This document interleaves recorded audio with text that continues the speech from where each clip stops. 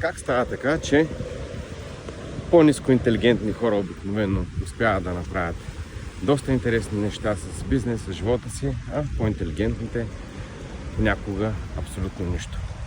Причината е много проста и аз минах също там, като бях на 20, още докато учих в Германия. Бях много силно убеден, че човек трябва да става в 5 часа, да медитира, да тренира, да чете книги, да гледа курсове, да учи и така нататък. И не ме разбирайте погрешно, тези неща наистина оказаха огромно влияние върху моя майндсет, но никога не ме провокираха да направя някакво действие. Точно обратното, показваха ми все повече колко малко всъщност аз знам. И това нещо ме караше просто да отлагам някакво действие много дълго време.